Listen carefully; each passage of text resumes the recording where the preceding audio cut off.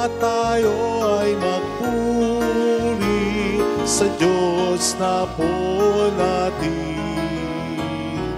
Kunin gitara at ito'y tugtugin, awitan siya ng himig. Lapitan siya at dakilain, atin siyang sambahin. Ang poon dumalaw sa atin upang tayo'y tubusin, upang tayo'y tubusin.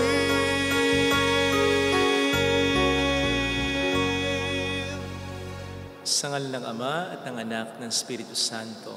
Amen. Sumainyo ang Panginoon. At sumaiyo rin. Gunitain po natin kaisa ng buong simbahan si Santa Rosa de Lima. Upang tayo maging marapat sa misang ito, halina't magsisimula para sa ating mga kasalanan. Tayo pong lahat, inaamin ko sa makapangyarihang Diyos at sa inyo mga kapatid, na lubha akong nagkasala sa isip, salita at sa gawa, at sa aking pagkukulang. Kaya sinasamo ko sa mahal na Birheng Maria, sa lahat ng mga anghel at mga banal, at sa inyo mga kapatid, na ako'y panalangin sa Panginoong ating Diyos. Kaawaan tayo na mapagmahal na Diyos, patawarin sa ating mga sala, at patnubayan hanggang sa buhay na walang hanggan. Amen. Panginoon, kaawaan mo kami. Panginoon, kaawaan mo kami. Kristo, kaawaan mo kami. Kristo, kaawaan mo kami. Panginoon, kaawaan mo kami. Panginoon, kaawaan mo kami. Yumuko tayo, maaaring ibulong sa Panginoon ang ating mga intensyon. Pagdasal natin ang mga tumutulong sa ating simbahan. Pagdasal natin ang mga OFW, ang mga may sakit, ang mga nag-aalaga sa kanila. Manalangin tayo. Ama naming makapangyarihan, ginawa mong si Santa Rosa ay mag-alab sa iyong pag-ibig. Ano ba't nilisan niya ang tanang bagay sa daigdig upang tanging para sa iyo makapamuhay ng may matinding pagtitiis na bukal sa kalooban. Bilang tugon sa kanyang pagdalangin, kami nawang tumatahak sa iyong landasin ay makalasap ng tamis ng pag-ibig sa iyong piling sa pamamagitan ni Jesucristo, kasama ng Espiritu Santo magpas sa walang hanggan. Amen. Ang salita ng Diyos mula sa aklat ni Ruth. Si Elimelech, ang nasirang asawa ni Noemi, ay may isang kamag-anak na ang pangalay Booz. Mayaman ito at makapangyarihan. Isang araw, sinabi ni Ruth kay Noemi, "Pupunta po ako sa bukid at mamumulot ng mga uhay na naiiwan ng mga gumagapas.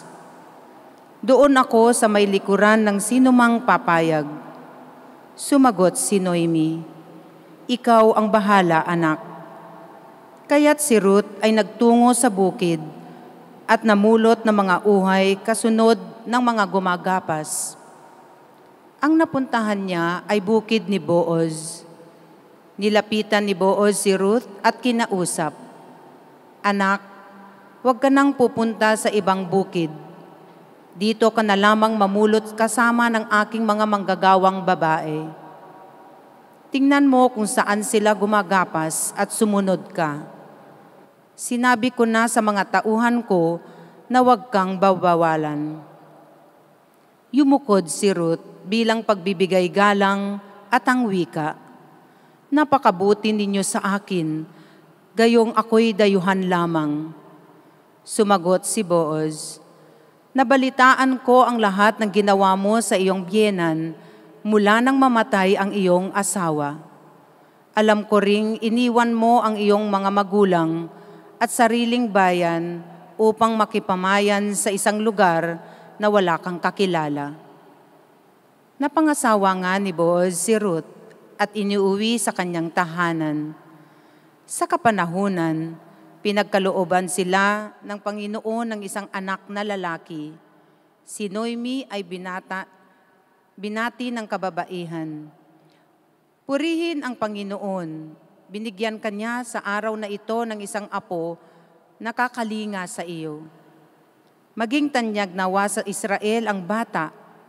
Maghatid nawa siya ng kaaliwan sa puso mo at maging gabay sa iyong katandaan.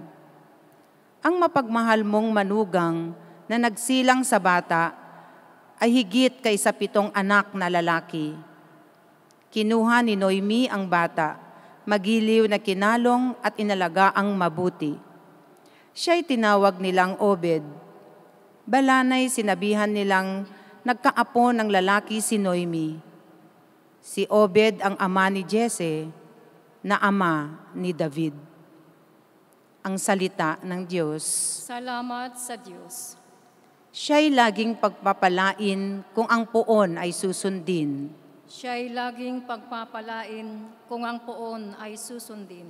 Mapalad ang bawat tao na sa Diyos ay may takot, ang maalab na adhikay sumunod sa kanyang utos. Hindi siya magkukulang sa anumang kailangan. Ang buhay ay maligaya't uunlad ang kanyang buhay.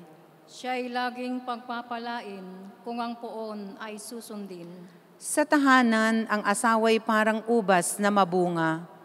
Bagong tanim na olibo, sa may dulang ang anak niya. Siya'y laging pagpapalain kung ang poon ay susundin. Ang sinuman kung ang Diyos buong pusong susundin, buhay niya ay uunlad at laging pagpapalain. Mula sa Siyon, pagpapala nawa ng Diyos ay tanggapin at makita habang buhay, pag-unlad ng Jerusalem. Siya'y laging pagpapalain kung ang poon ay susundin.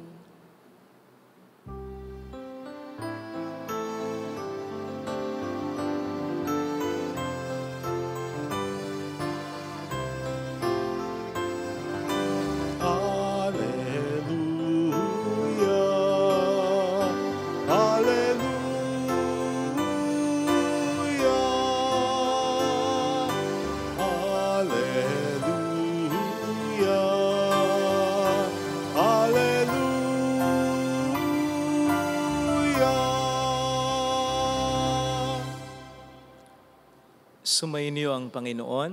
At sumaiyo rin. Ang mabuting balita ng Panginoon ayon kay San Mateo. Papuri sa iyo, Panginoon. Noong panahong iyon, sinabi ni Jesus sa mga tao at sa kaniyang mga alagad, ang mga eskriba at mga pariseo ang kinikilalang tagapagpaliwanag ng kautusan ni Moises. Kaya't gawin ninyo ang tinuturo nila at sundin ang kanilang iniuutos, ngunit huwag ninyong tularan ang kanilang gawa, sapagkat hindi nila isinasagawa ang kanilang ipinangangaral. Nagbibigkis sila ng mabibigat na dalahin at ipinapapasan sa mga tao, ngunit ni daliri ay ayaw nilang igalaw upang tumulong sa pagdadala ng mga iyon. Pawang pakitang tao ang kanilang mga gawa, nilalaparan nila ang kanilang mga pilakteri at hinahabaan ng palawit sa ilalayan ng kanilang mga damit. Ang ibig nila'y ang mga upuang pagdangal sa mga piging at ang mga tanging luklukan sa mga sinagoga. Ang ibig nila ay pagpugayan sila sa mga liwasang bayan at tawaging guro. Ngunit kayo, huwag kayong patawag na guro sapagkat iisa ang inyong guro at kayong lahat ay magkakapatid. At huwag ninyong tawaging ama ang sinumang tao sa lupa sapagkat iisa ang inyong ama, ang amang nasa langit. Huwag kayong patawag na tagapagturo sapagkat iisa ang inyong tagapagturo, ang Mesiyas. Ang pinakadakila sa inyo ay dapat maging lingkod ninyo. Ang nagpapakataas ay ibababa at ang nagpapakababa ay itataas. Mga kapatid, ang mabuting balita ng Panginoon. Pinupuri ka namin, Panginoong Hesukristo. Welcome sa Our Lady of Lasalle at Quasay Parish, kung saan ayos lang pong umiyak at samahan tayo ng mahal na ina sa pag-iyak at sa pagdarasal upang maging maayos ang lahat. Sa mga single dito na gustong mag-asawa, ano ang tipo niyong babae o lalaki na sa tingin niyo ay bagay sa inyo? Sa mga may asawa na, sa tingin po ba niyo ay bagay kayo? Sa mga magkakaibigan, magkakabarkada, Sa tingin po ba ninyo ay bagay talaga na kayo ang magkakasama? Meron po tayong ekspresyon sa pakikipagrelasyon na opposites attract. Ang ibig sabihin nito, yung mga taong magkakaiba, yun ang madalas na nakakasama o mas na-attract tayo, kumbaga, sa mga taong iba sa atin. Halimbawa, ang isang extroverted person ay mas na-attract sa isang introverted person. O ang isang taong logical ay na-attract sa isang taong creative naman.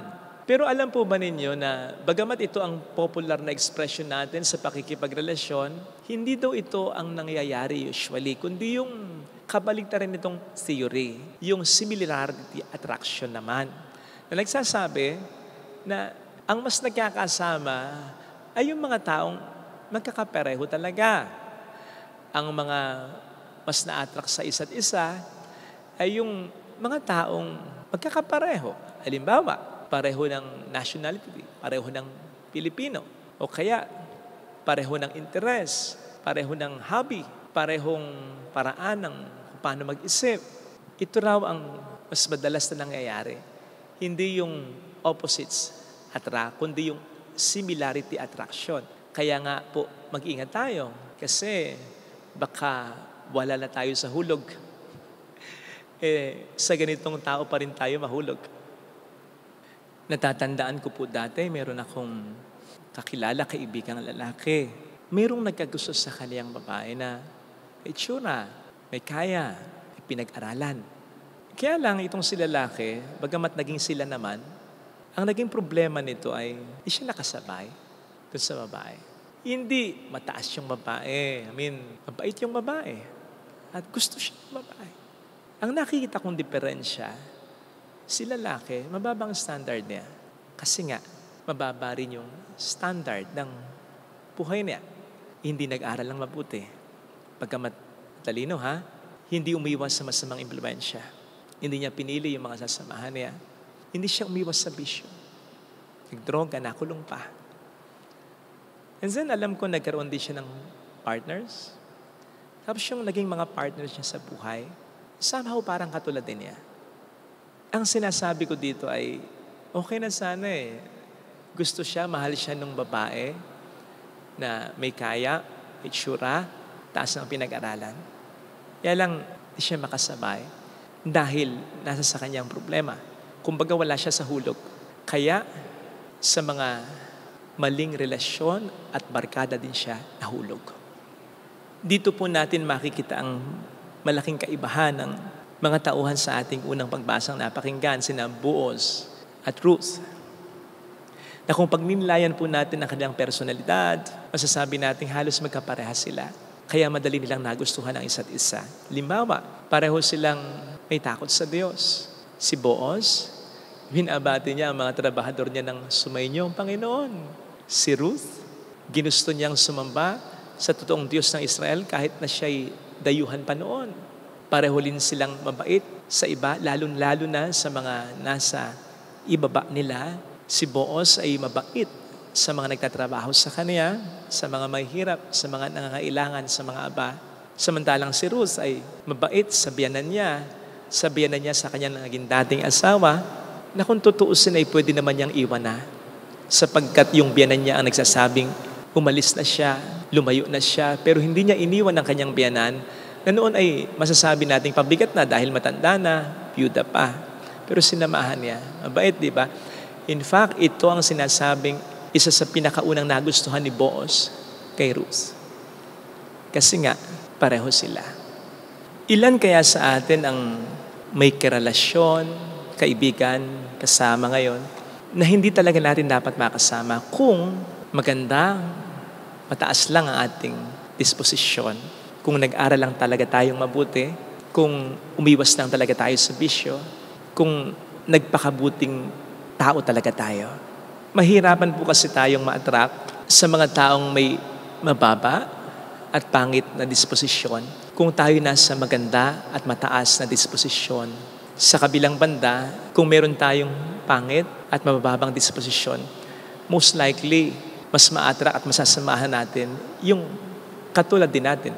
Gustuhin man natin na ma-attract, makisama sa mga taong may mas mataas at mas magandang disposisyon kaysa atin, maalangan tayo, natatakot tayo, mahihiya tayo. Kaya ang pipili natin ay yung ka-level lang din natin o kaya yung mas mababa pa kaysa atin. Para lang din pong pera, kapag mataas ang ating halaga, mataas din ang mga kalidad ng mga bagay na ating mabibili, hindi ba? Kung tayo'y pera. Pero kung mababa lang ang ating halaga, mababa lang din ang klase ng ating mga mabibili, di ba? Kaya huwag tayong mag-settle na maging 20 pesos lang kung kaya naman nating maging 1,000 piso. Hindi po ito tungkol sa pagiging mataas sa kapwa. No, lalo pat ang ebanghelyo natin na hindi panig sa mga nagmamataas. Ang sinasabi natin dito ay yung striving to become the best version of yourself. Kasi ang Panginoon ay siyang unang matutuwa kung ito'y mangyayari. Kung magiging mga nilalang tayo ayon sa kanyang kalooban. Kung bakit na tayo nilalang. Ayun. At hindi lamang po ito tungkol sa pag-ahon ng talento natin, o pag-aabot ng ating pangarap, kundi yung pagiging mabuting tao natin.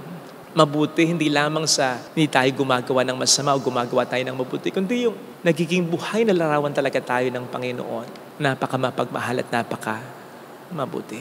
Yung maging tamang tao muna tayo para madali tayong ma-guide ng Panginoon sa mga tamang tao. Mahirap po kasi mag-end up sa mga maling tao. Pero kung minsan o kadalasan po, ito ay matatrace din natin sa pagiging maling tao rin natin.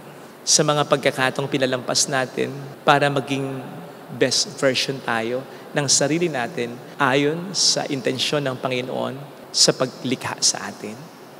Kaya sana iayos po natin ang ating sarili, ang ating buhay sa tulong ng Panginoon upang sa tulong din po niya, mailagay niya tayo sa tamang sitwasyon, tamang relasyon na gusto para sa atin ng Panginoon.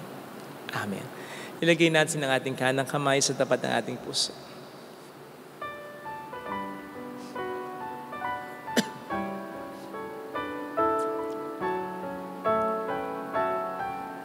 Awitin natin, alam kong may magagawa ang Diyos.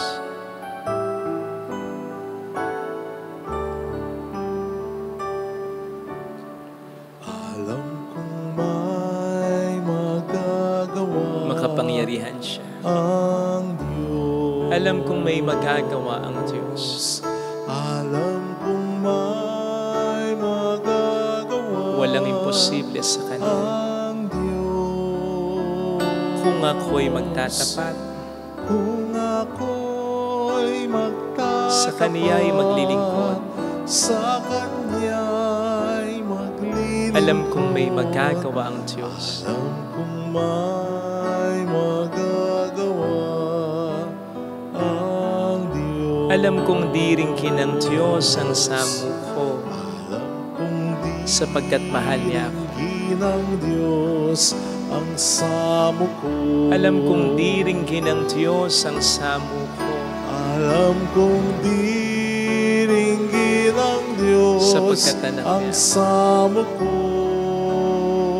Kung ako'y magtatapat, Kung ako'y magtatapat sa Kaniya'y maglilingkod, sa Kaniya'y maglilingkod. alam kong diringkin ng Diyos ang samukho. Kung diringgin Pumikit ng tayo. Diyos ang samo Panginoon, ko. tulungan mo po kami na iayos ang aming buhay, ang maituwid ang aming mga pagkakamali, ang mapunan ng aming mga pagkukulang, ang gawin namin ang mga dapat pa naming gawin sa buhay namin.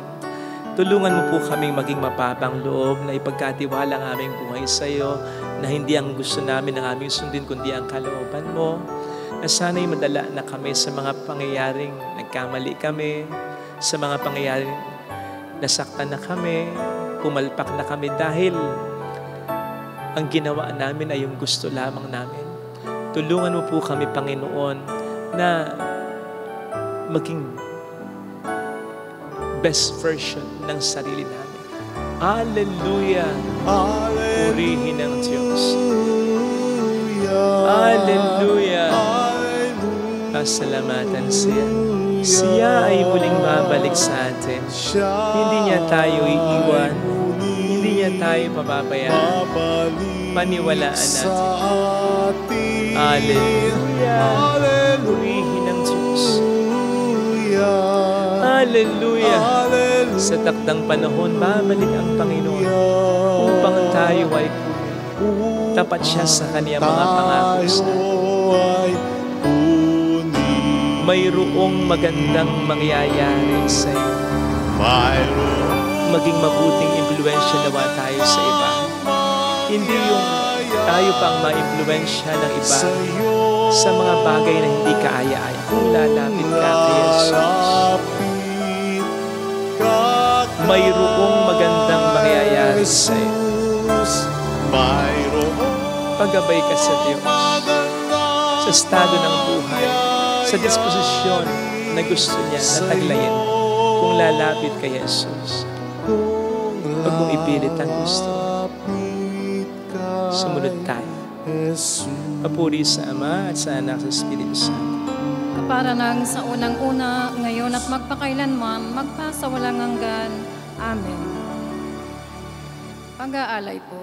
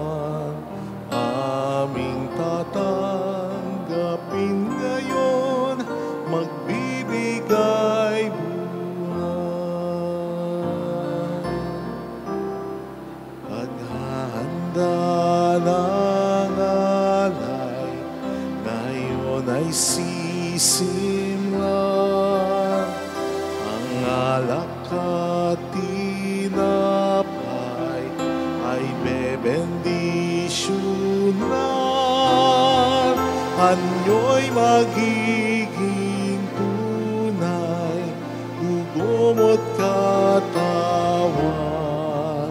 Ito'y aming tatanggapin sa pakikinabang. Manalangin tayo, pang ating handog ay maging kalugod-lugod sa Diyos Amang makapangyarihan. Tanggapin nawa ng Panginoon nitong paghahain sa iyong mga kamay, sa kapurihan niya at karangalan sa ating kapakinabangan at sa buong sambayanan niyang banal.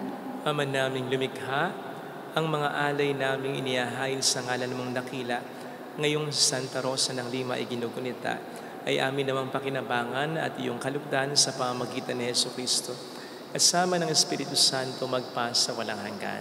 Amen. Sumainyo ang Panginoon. At sumaiyo rin. Itaas sa Diyos ang inyong puso at diwa.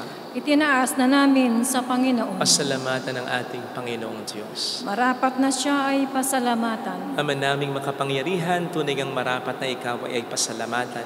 Ngayon kinagagalak naming may mga banal na tao na nagtalaga ng sarili sa anak mong si Jesucristo upang ipamalas nila ang paghahari mo at maakit ang kapwa na manalig sa iyo. Ngayon sa amin ibinibigay ng iyong anak na minamahal ang kabanalang iyong taglay at hangad mong kamti ng tanan. Ito ang pinanggalingang amin ngayong nililingon, dito mo rin nais na kami makarating at humantong. Kaya kaisa ng mga anghel na nagsiawit ng papuri sa iyo, nang walang humpay sa kalangitan, kami nagbubunyi sa iyong kadakilaan. Santo, Santo, Santo, Panginoong Diyos ng mga hukbo, napupuno ang langit at lupa ng kadakilaan mo. Hosana sa kaitaasan. Pinagpalang na paririto sa ngalan ng Panginoon. Hosana sa kaitaasan. Ama naming banal, ikaw ang bukhal ng tanang kabanalan. Kaya't sa pamamagitan ng iyong Espiritu, gawin mong banal ang mga kaloob na ito upang para sa amin ay maging katawan at dugo ng aming Panginoong Hesukristo. Bago niya pinagtiis ang kusang loob na maging handog, hinawakan niya ang tinapay, pinasalamatan kaniya, pinaghati-hati niya iyon, iniabot sa kaniyang mga alagad at sinabi, "Tanggapin ninyong lahat ito at kanin. Ito ang aking katawan na ihahandog para sa inyo."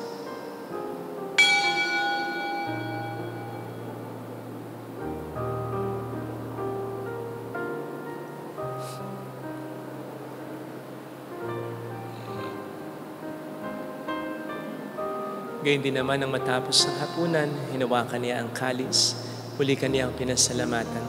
Iniabot niya ang kalis sa kaniyang mga alagad at sinabi, "Tanggapin ninyong lahat ito at inumin. Ito ang kalis ng aking dugo ng bago't walang hanggang tipan. Ang aking dugo na ibubuhos para sa inyo at para sa lahat sa ikapagkapatawad ng mga kasalanan. Gawin niyo ito sa pag-alala sa akin."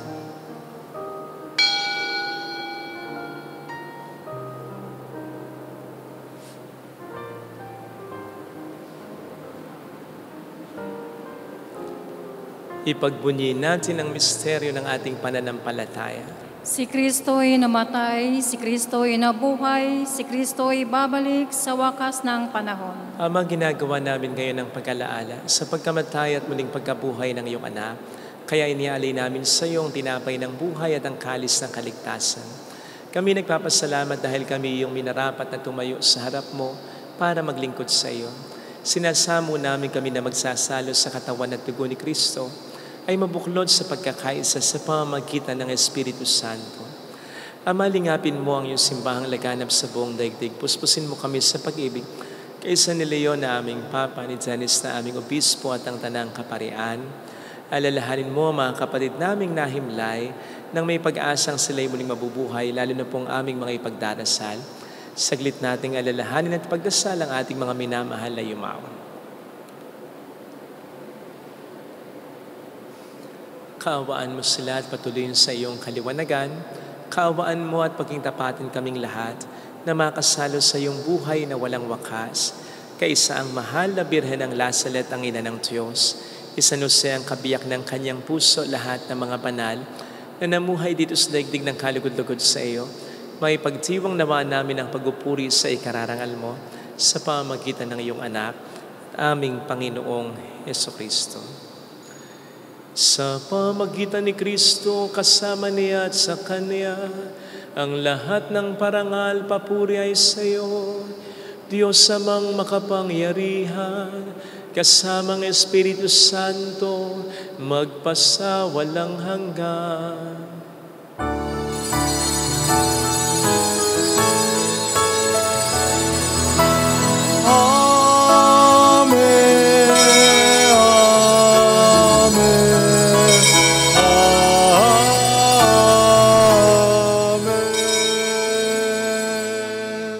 Tumawag tayo sa Ama.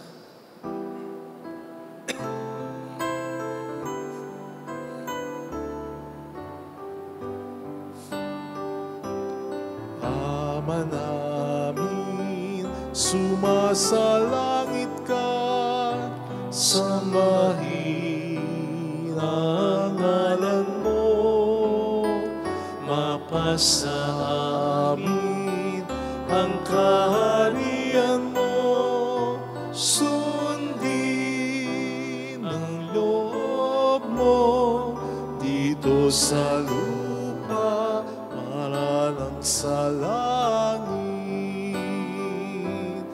Bigyan mo kami ngayon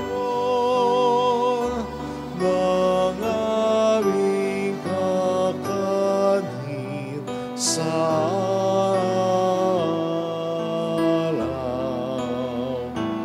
at patawarin mo kami sa aming mga sala, para ng pagpapatawad namin sa nagkakasala sa amin, at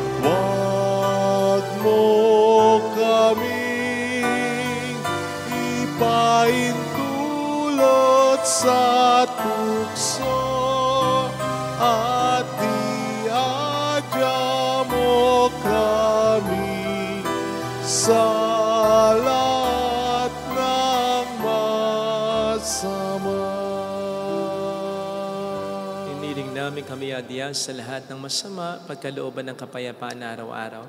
Iligtas sa kasalanan, samantalang aming pinaghahandaan ang dakilang araw ng pagkapahayag ng tagapagligtas naming si Jesucristo. Sapagkat iyo ang kaharian, ang kapangyarihan at ang kapurihan magpakailanman. Amen. Panginoong Jesucristo, sinabi mo noon, sinasabi mo rin sa amin ngayon, kapayapaan ang iniiwan ko sa inyo, ang aking kapayapaan ang binibigay ko.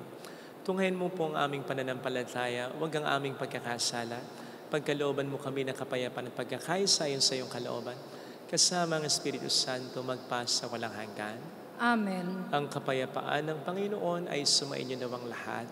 At sumaiyo rin. Magbigayan tayo ng kapayapaan sa isa't isa. Espiritu, kapayapaan po. Kordero ng Diyos na nag-aalis ng mga kasalanan sa libutan, maawa ka sa amin. Kordero ng Diyos na nag-aalis ng mga kasalanan sa libutan, maawa ka sa amin. Kordero ng Diyos na nag-aalis ng mga kasalanan sa libutan, ipagkaloob mo sa amin ang kapayapaan. Narito sa harap natin ng Panginoon ang ating buhay at kaligtasan. Mapalad tayong inaanehan. Panginoon, hindi ako karapat-dapat na magpatuloy sa iyo, ngunit sa isang salita mo lamang ay gagaling na ako.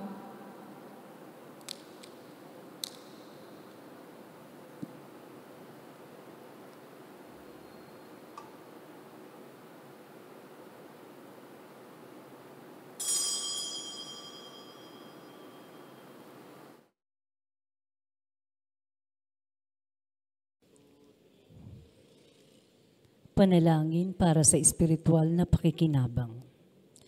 Panginoong Hesus, ako ay naniniwala na ikaw ay nasa kabanal-banalang sakramento. Iniibig kita ng higit sa lahat at ninanasa kong tanggapin ka sa aking kaluluwa. Sapagkat sa mga sandaling ito, hindi kita matatanggap sa sakramento. Tumuloy ka sa espiritu sa aking puso. Niyayakap kita na parabang naririto ka na. Inaalay ko ng buong buo ang aking sarili sa iyo. Huwag mong hayaang mawalay ako sa iyo. Amen.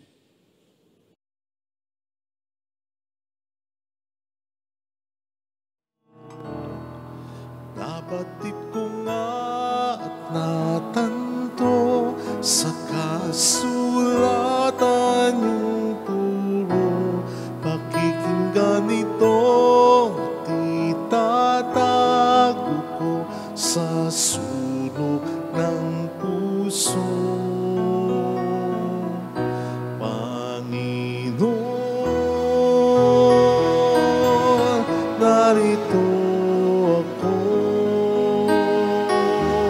naghihintay sa utos mo. Lahat ng yaman ko, alay ko sa'yo. Ikaw ang tangi sa buhay ko. Panginoon, narito ako, naghihintay sa utos mo. Lahat ng yaman ko, alay ko sa'yo.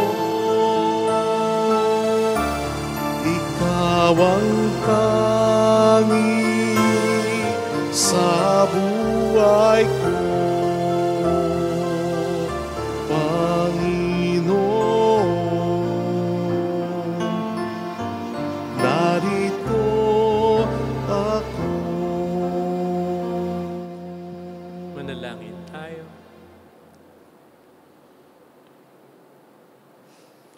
Ama naming mapagmahal, kaming mga tumanggap ng banal na pakikinabang ay dumadalangin makadama ng ibayong kataubusan, pakundangan sa paglilingkod na aming ginagampanan, sa pamamagitan ni Jesucristo kasama ng Espiritu Santo magpasa walang hanggan. Amen. Holy God, Holy Mighty One, Holy Immortal One, have mercy on us and on the whole world. Holy God, Holy Mighty One, Holy Immortal One, have mercy on us and on the whole world. Holy God, Holy Mighty One, Holy Immortal One, have mercy on us and on the whole world. Jesus, King of Mercy, we trust in you. Alalahanin, o mahal na Birhen ng Lazaret, ina ng pag-asa, ikaw ang nagpaalala sa aming magbalik loob sa Ama. Ito ang nagpapatunay na ang kagandahang loob mo'y nanatiling busilak. Sa pag-aaruga mo sa amin, tungkulin mo'y tinupad. Sa paanan ni Kristo, itinuring mo kaming mga tunay mong anak. Kaya ninais mo ang misa'y huwag mapahamak. Maging sa iyong walang tigil na pananalangin, pati luhay pumatak. Huwag na mawala ng saysay ang iyong paghihirap. Hiling nawa namin sa iyo, o aming inang liyag, na matapos ang pakikibaka namin sa mundong ito at sa pananatili naming tapat kay Kristo, sa kapurihan mo'y makibahagi kaming ganap, upang kung nasaan ka ngayon ay maparoon din kaming lahat. At ang kaganapan ng kalwalatian ng Diyos Ama ay tuluyang matupad siya nawa. Mahal na Birhen ng Lazaret, tagapagkasundo ng mga makasalanan, ipanalangin mo ang walang patid kaming mga dumudulog sa iyo. Marami pong salamat sa inyong pakikisa at sa mga tulong na binibigay po ninyo, ha? Bahala na po ang Panginoon sa inyo at yan po ang lagi naming dinadasal dito. Ako personal, pinalagi kong dasal para sa inyo. Salamat po, alam na po ng Panginoon kung sino kayo. Sumainyo ang Panginoon. At sumairin. Magpalain kayo kasama ng ating pamilya na mapagmahal at Diyos, ng Ama at ng Anak at ng Espiritu Santo. Amen. Humayo tayo sa pag-ibig ni Kristo. Salamat sa Diyos.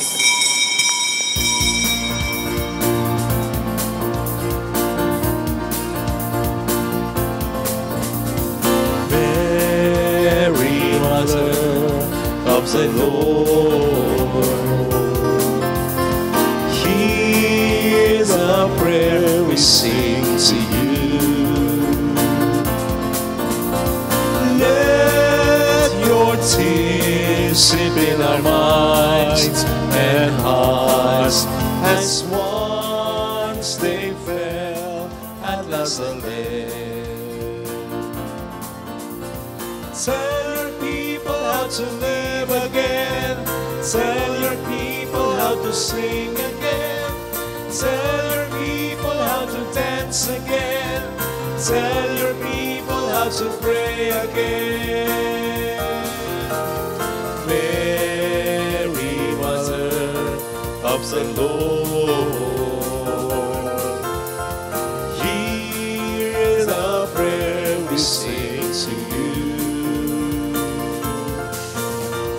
Let your tears sip in our minds and hearts as once they fell at Lazaret.